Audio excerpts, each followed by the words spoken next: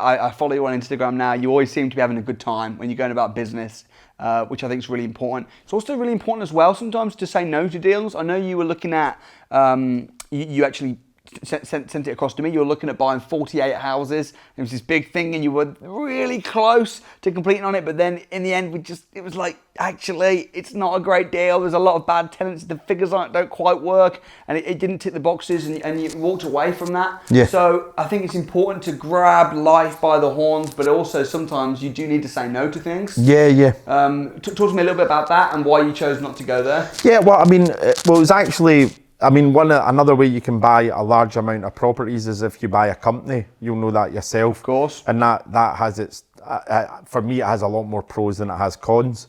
But again, it was just like, I think it was 43 properties. We actually did start to buy them, and we started to buy shares in the property company that owned them, Stuart and myself.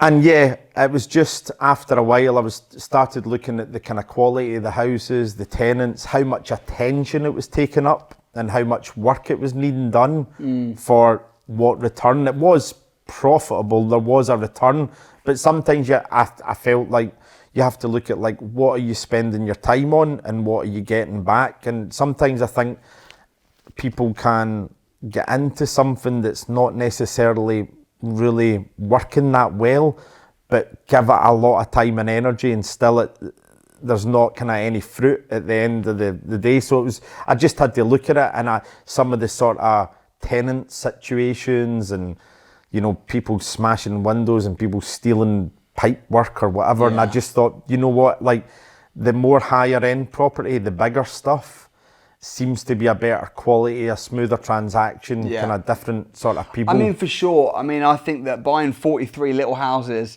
you'd be better off probably, and I said this at the time, you're better off probably doing what you have done, which is going and buying a barn and pushing the value up, or buying one bigger property.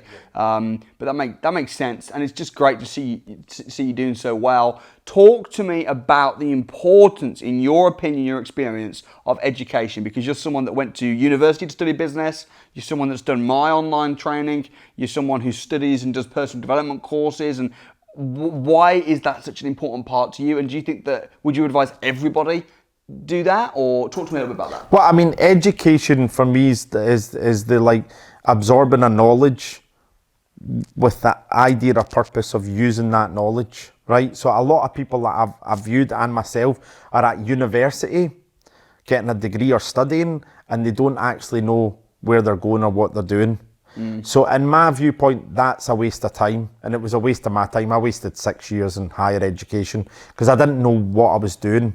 And I think you have to have a purpose. It's like when I start looking at your stuff, I really absorb it because there's a purpose. Like, why am I going to use it?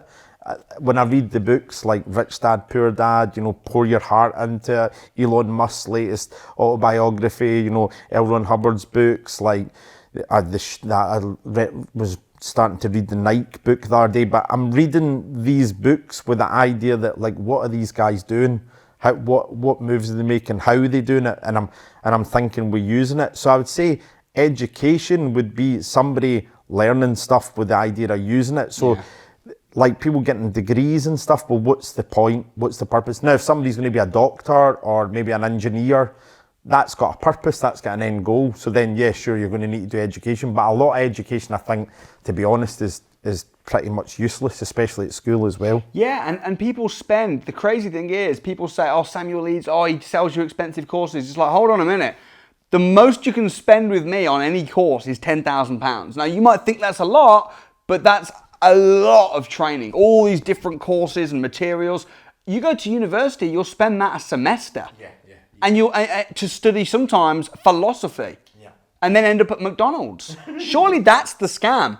Surely university and college, and like the idea of working 40 hours a week for 40 years to retire on 40% of what you couldn't afford to live on in the first place, and save up money and work hard and put it in the bank for them to get rich, and the bank will give you money for a wedding but not for an investment. That's the scam, folks.